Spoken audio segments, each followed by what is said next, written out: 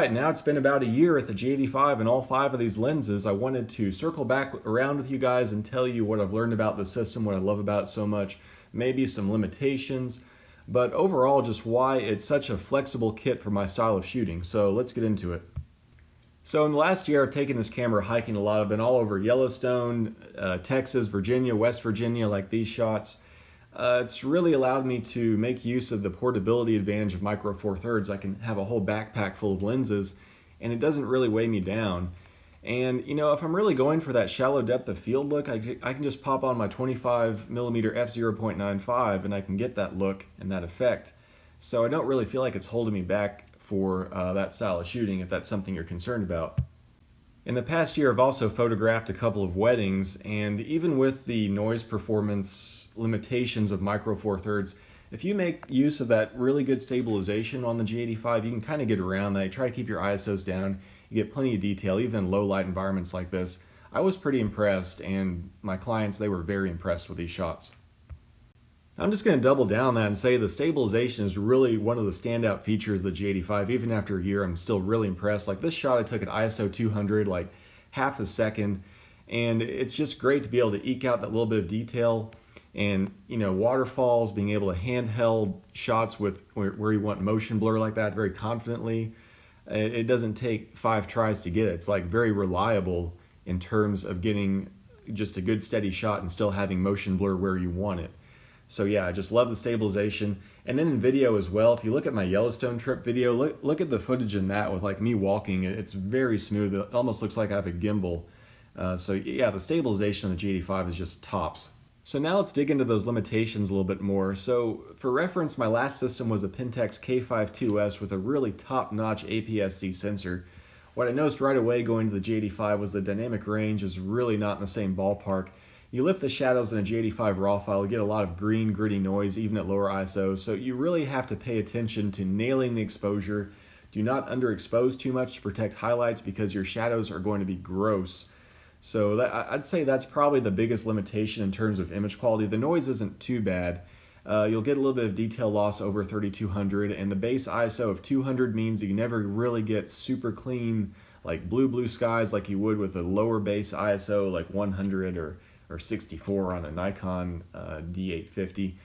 But the noise, it's not bad. I don't really feel held back too much by the noise performance. It's more an issue of that dynamic range.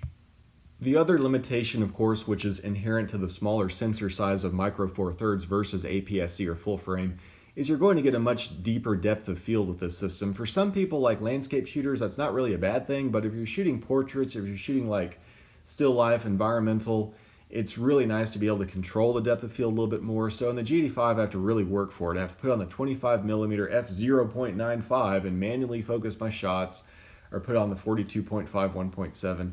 Any of my zooms, you know, my 7 to 14, my 12 to 60, they're going to have really deep depth of field. And you know, if that's something you're really going for in your shots, Micro Four Thirds probably isn't for you. I can do it with the 25, but it's a lot of extra work to have to manually focus. If I were shooting like a Sony a7 III with a 50mm f1.4, it'd be much easier, much faster. So just keep that in mind. You know, look at some sample shots online with some of the faster primes for Micro Four Thirds and kind of make that determination, like, is this depth of field, is it shallow enough for me, or do I really want to push it and go to a larger sensor format? So the sensor performance issue, in my opinion, ties into a bigger issue with the upgrade path with Micro Four Thirds. Although there are higher spec, faster shooting bodies like the G9 and the Olympus OMD EM1 Mark II, they don't really, in my opinion, adequately address the sensor performance issue I'm having with my G85. It just seems like the development and the release cycle of these Micro Four Thirds sensor has stalled out. We're not seeing these BSI, these backside illuminated sensors like we have now from Sony, from the full frame, from the 1-inch sensors even. So that's really holding back the noise performance, especially the dynamic range performance.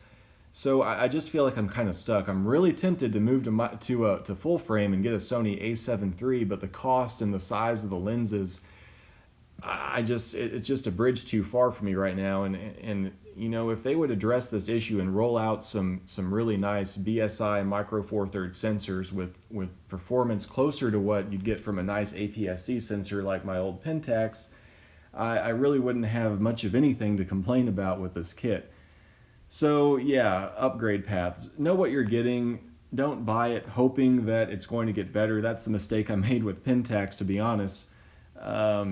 You know, consider that a perk, but don't buy into Micro Four Thirds hoping they're going to improve their sensors, because right now, what you've got is what you've got. So hopefully we see some movement there soon.